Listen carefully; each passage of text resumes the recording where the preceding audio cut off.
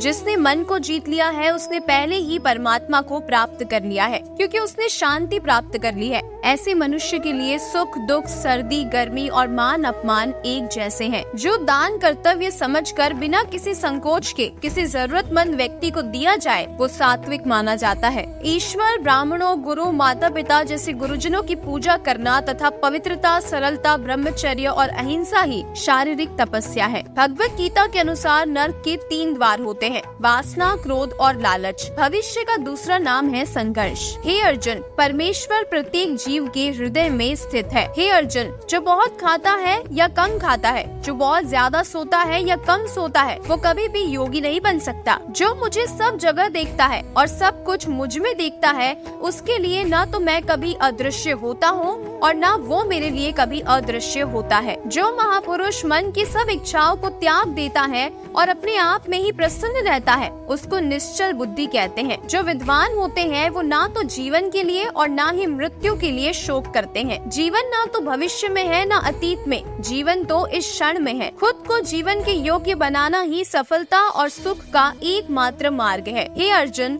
जो पुरुष सुख तथा दुख में विचलित नहीं होता और इन दोनों में समभाव रहता है, वो निश्चित रूप से मुक्ति के योग्य है। जिस प्रकार मनुष्य पुराने कपड़ों को त्याग कर नए कपड़े धारण करता है, उसी प्रकार आत्मा पुरानी तथा व्यर्थ के शरीरों को त्याग कर नया भौतिक शरीर धारण करती है। हे अर्जुन, तुम्हारे तथा मेरे अनेक जन्म हो चुके हैं, मुझे तो वो सब जन्म याद है, लेकिन तुम्हें नहीं। जो कर्म को फल के लिए करता है, वास्तव में ना उसे फल मिलता है ना ही वो कर्म है। कर्म करो, फल की चिंता मत करो। फल की लालसा छोड़कर कर्म करने वाला पुरुष ही अपने जीवन को सफल बनाता है। जो मनुष्य कर्म में अकर्म और अकर्म में कर्म देखता है, वो सभी मनुष्यों में बुद्धिमान है और सब प्रकार के कर्मों में प्रवृत्त रहकर भी दिव्य स्थिति में रहता है। अपने अपने कर्म के गुणों का पालन करते हुए प्रत्येक व्यक्ति सिद्ध हो सकता है। यज्ञ, दान और तपस्या के कर्मों को कभी त्यागना नहीं चाहिए, उन्हें हमेशा संपन्न करना चाहिए। हे अर्जुन, जो बुद्धि धर्म तथा अधर्म, करणीय और अकरणीय कर्म में भेद नहीं कर पाती, वो राजा के योग्य है। जो पुरुष ना तो कर्म फल की इच्छा करता है और ना ही कर्म फलों से घृणा करता है, वो सन्यासी जाना जाता है। जो मनुष्य अपने कर्म फल प्रति निश्चिंत है और जो अपने कर्तव्य का पालन करता है, वही असली योगी है। मनुष्य जो चाहे बन सकता है, अगर वो विश्वास के साथ इच्छित वस्तु पर लगातार चिंतन करे तो। मेरा तेरा, छोटा बड़ा, अपना पराया मन से मिटा दो, फिर सब तुम्हारा है और तुम सबके हो। जो हुआ वो अच्छा हुआ, जो हो रहा है वो अच्छा हो रहा है, जो होगा वो भी अच्छा ही होगा। अगर कोई प्रेम और भक्ति के साथ मुझे पत्र, फूल, फल या जल भी प्रदान करे तो मैं उसे स्वीकार कर लेता हूँ। जिसने मन को जीत लिया है उसके लिए मन सबसे अच्छा मित्र है, लेकिन जो ऐसा नहीं कर पाया उसके लिए मन सबसे बड़ा दुश्मन बना रहेगा। मैं ही लक्ष्य, पालन करता, स्वामी, साक्षी, धाम, शरण स्थली तथा अत्यंत प्रिय मित्र हूँ। मैं सृष्टि तथा ब्रह्मांड सबका आधार,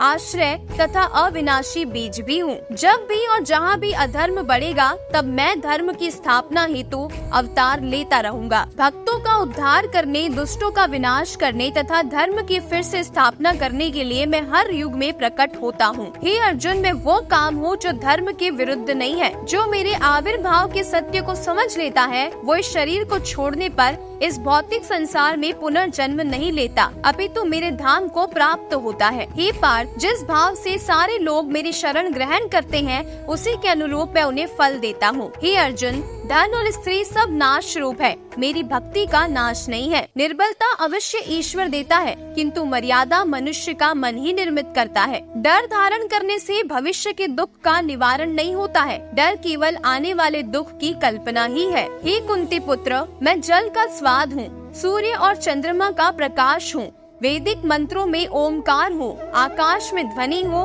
और मनुष्य में सामर्थ्य हूँ। अनेक जन्म के बाद जिसे सचमुच ज्ञान होता है, वो मुझको समस्त कारणों का कारण जानकर मेरी शरण में आता है। ऐसा महात्मा अत्यंत दुर्लभ होता है। हे अर्जुन, श्री भगवान होने के नाते मैं जो कुछ भूतकाल में घटित हो चुका है, जो वर्तमान में घटित हो रहा है और जो आगे होने वाला है, वो सब कुछ जानता हूँ, मैं समस्त जीवों को भी जानता हूँ, किंतु मुझे कोई नहीं जानता। जो व्यक्ति निरंतर और अविचलित भाव से भगवान के रूप में मेरा स्मरण करता है, वो मुझको अवश्य ही पा लेता है। जो लोग हृदय को नियंत्रित नहीं करते हैं, उनके लिए वो शत्रु के समान काम करता है। जो सब प्राणियों के दुख सुख को अपने दुख सुख के समान समझता है और सबको समभाव से देखता है, वही श्रेष्ठ योगी है। हे अर्जुन, क्रोध से भ्रम पैदा होता है, भ्रम से बुद्धि व्यग्र होती है। जब बुद्धि व्यग्र होती है तब तर्क नष्ट हो जाता है। जब तर्क नष्ट हो जाता है तब व्यक्ति का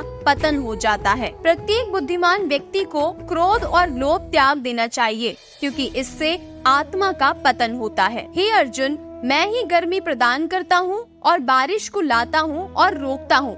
मैं अमर हूँ और साक्षात मृत्यु भी हूँ। आत्मा तथा पदार्थ दोनों मुझ में ही है।